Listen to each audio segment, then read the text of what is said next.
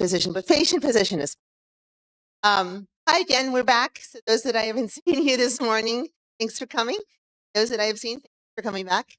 Today we're going to and actively requires hospital.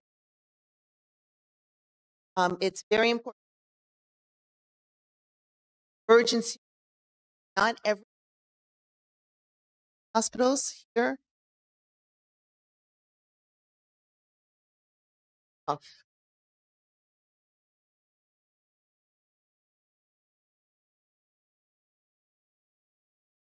Emergency, every hospital in the they'll have to have an emergency. Okay, it's not mandatory, but very uncommon that one does not in the US unless they lost their.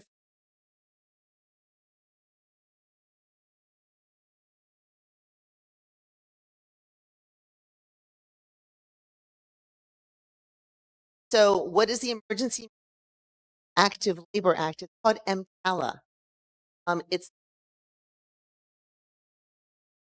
Act or section, and was consolidated Medicare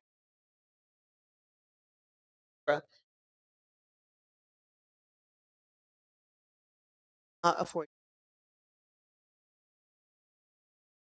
category of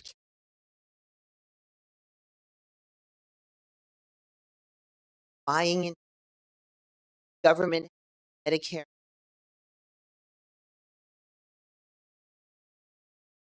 or staff regulate.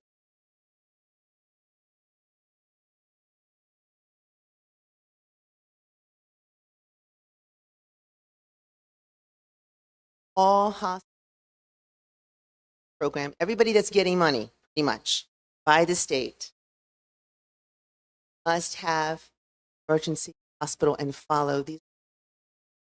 And this is a little bit of the timeline. So the healthcare industry finances, hospitals growing, hospitals money, they went and was getting patients that can what? Pay, right? You need paying patients. Well, not everybody can pay. I mean, when I was a student, I had no insurance and self-paying expensive. And nowadays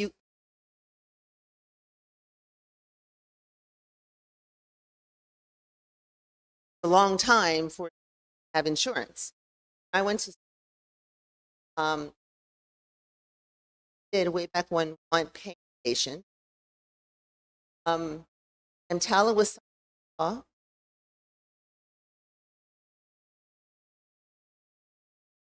must be followed. It's all the way gone up to the court for the rulings on this. Finally, we have this law that says you must take in a manner. So we're going to give you some. I have a 36-year-old male patient with a past history of hypertension suffering from a stroke. I have a shooting victim with a neck wound, bleeding from a major artery. I have a 1-year-old gunshot abdomen, coma on a mechanical ventilator, woman suffering from heart failure, breath, your heart tension. Gets first. Why? Who do I, think gets first care out of all of these people when you go into a hospital? Past history of hypertension? They all get immediate care, or can I turn anybody away? Who gets first is my first question.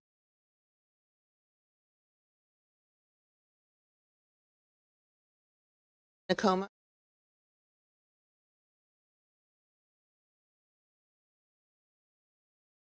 Do they all get equal care at one time? Or can I turn anybody away?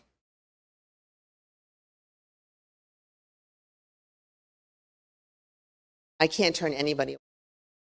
I'm not allowed to turn away. I have to assess. You're coming in. I have to assess. First. You're right. The first person, the most critical, gets the most first. Doesn't mean in our hospitals, there may be hallway journeys. And just because you can't, not mean you get first care, right? One that I have to first. Medical actively. I have to, and I have to treat you. I can't way. All these people work, and I've got to treat you. So you have enough doctors to have to. Way. Economic discrimination. By HOTS.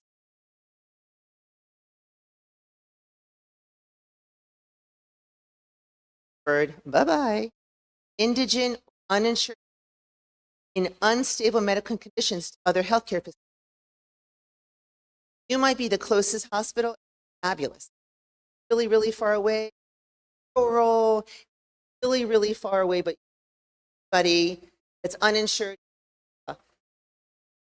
I'm the EMT, and I say, open emergency. Like, oh my God, we're so full, we're so. I start to, I'm in trouble. I have got to go with at the care. But before EMTALA, I would finally teach. Rare that aren't going away, private or sourceful hospital.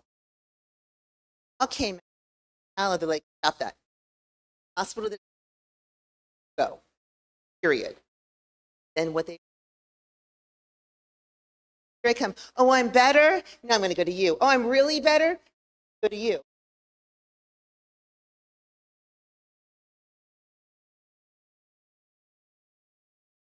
End up.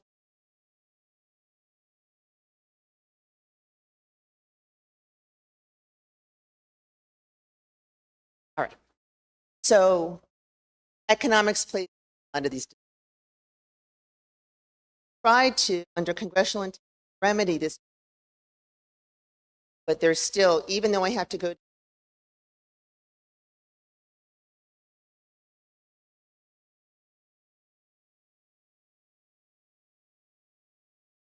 Okay.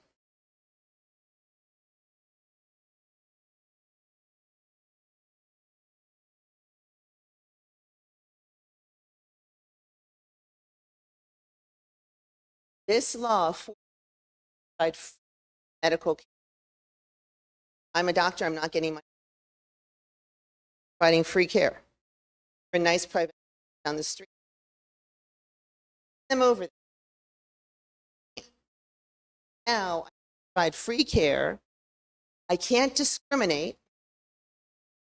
And it I'm in the United States statute is set for a for 1980 happens here. So do you have to have any? Do you, can I send you? Does it not matter because it's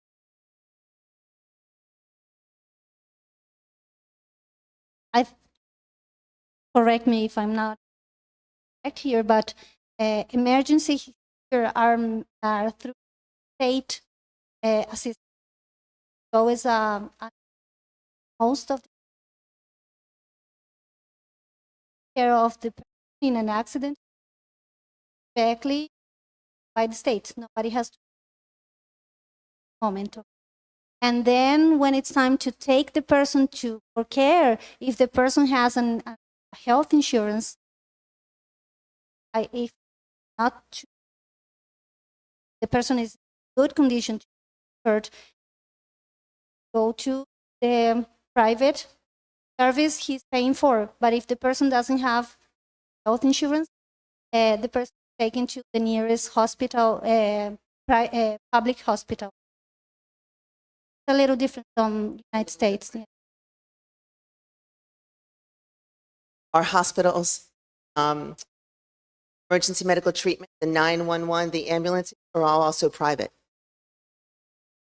They're private. So they also get paid, and they get paid by the hospital, or they get paid and come to your house. So which agents house for now?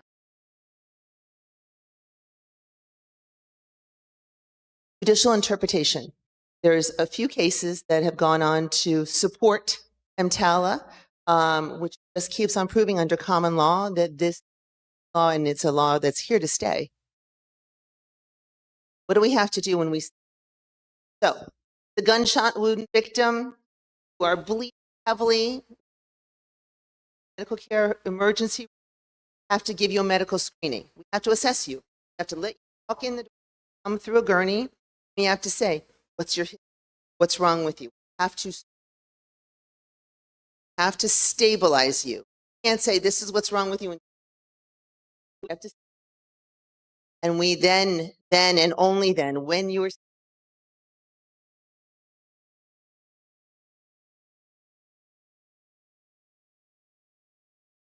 What the lawyers intended for this is that when we say framers, we say those that made the law is the individual on the hospital's property, including an ambulance, that is owned and operated by the hospital, but may not be physical. Individual is non-hospital, non-emergency. Not require a patient to enter the hospital via emergency door. Broad language has expanded beyond the confines of outpatient. There's a famous case that this is the emergency room right here. Sorry for the emergency. We're all working, glass window, guys on the benches.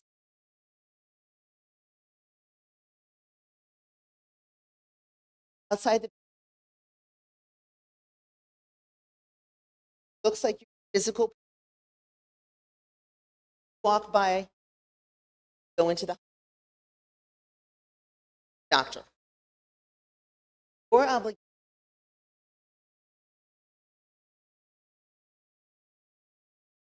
does EMTALA apply? Because now we're saying require the patient to hospital, not in the hospital.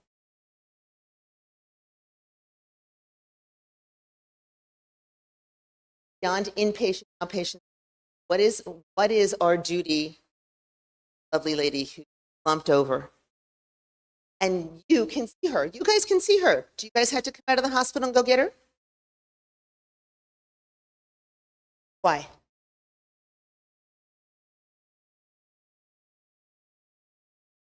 Upside down. Why do we have to go get her? We have to physically bring her into the hospital. Does the law say we have to, is she an emergency condition?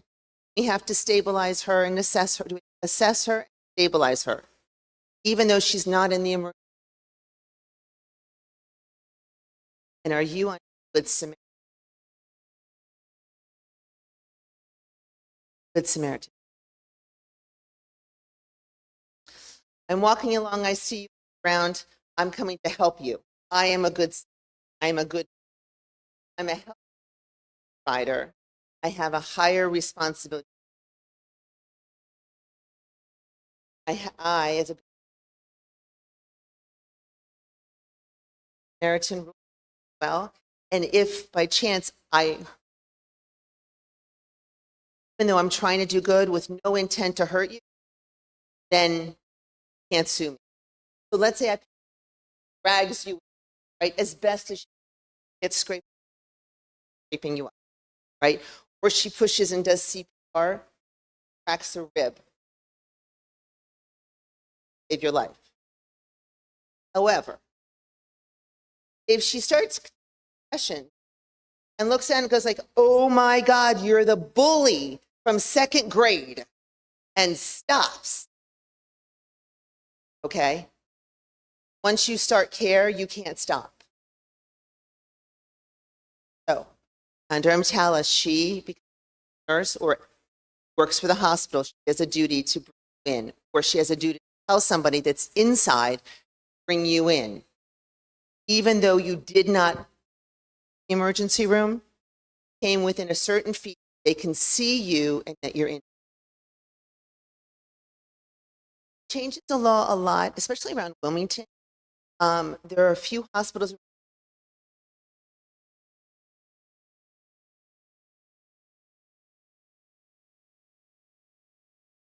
Don't know if drugs and cardiac arrest, but it's right. It's snowing outside. They're under the cover. In to get inside the hospital. What's our duty? What's our duty? And maybe we know him. It's Sam. Like he sleeps there every night. But every night, am I dragging Sam inside? Right? What's our duty? Yes, Sam.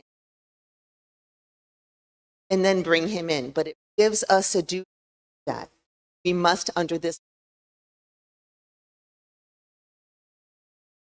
What's medical screening? What do they say? I have to screen you. What do we have to do to you first? Well, any individual who presents to the hospital seeking medical care must get a medical screening. I have to assess you. I have to assess Sam. The purpose of the medical screening exam is to identify presence of an emergency condition. Are you okay? Are you in emergency? And under this emergency, it's not the same as triage. Triage means this is just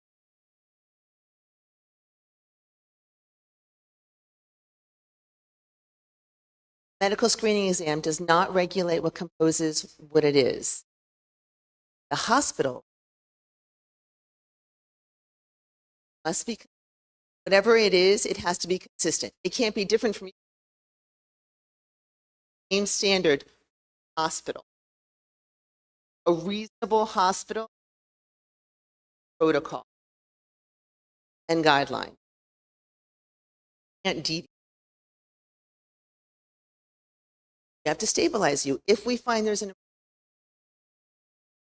provide necessary or transfer you if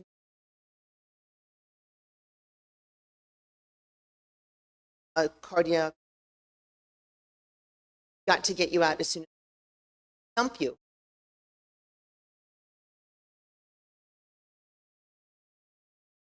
Hospitals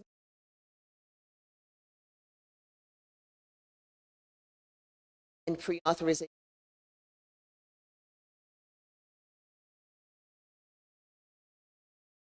Versus hospital and check.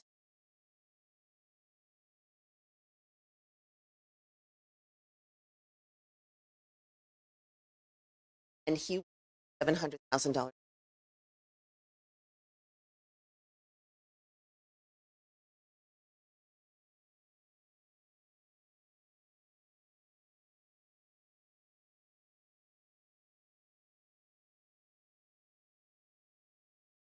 I can't do that unless we transfer.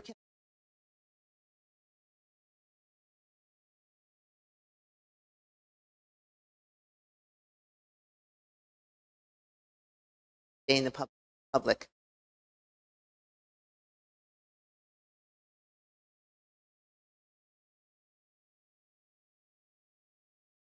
Yep. Yeah.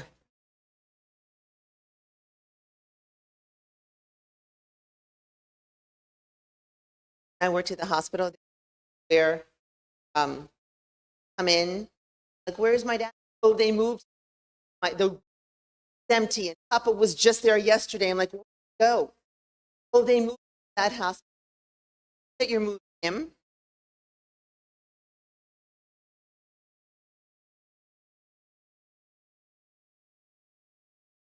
That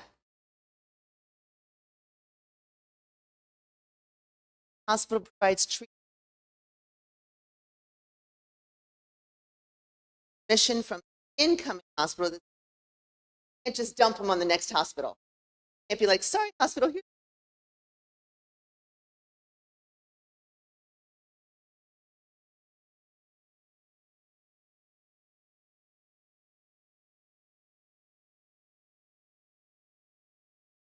enforcement. It's enforced by the Department of Health, Healthcare Office of Initial Investigation Action, fines if you follow.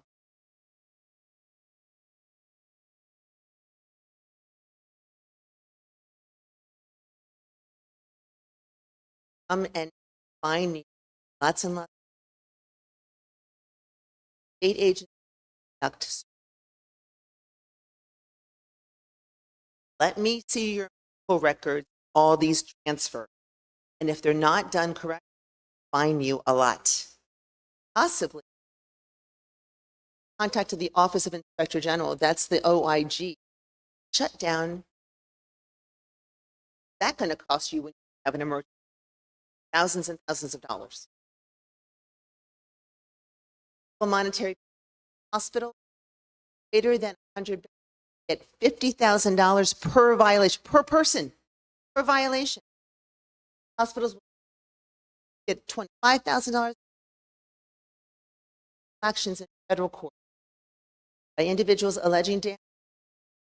Hospitals, federal health, money and grant. So through 1994, had 412 hospitals cited for. That's a lot. 27 hospitals and 6 physicians fined for violation. A lot of money. 7 hospitals for probe. Finish, and then by December 19, one hospital, the one that I was talking to about this morning, that was 20 days and didn't have an emergency room. Since then, we've seen a decline in these violations. People are much more wise. But in the 90s,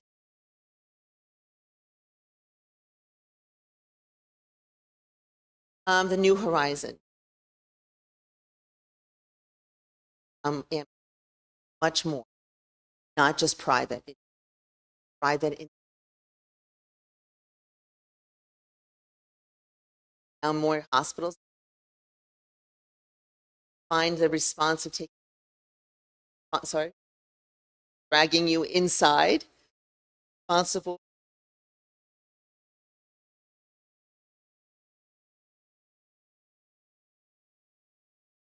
Thank you for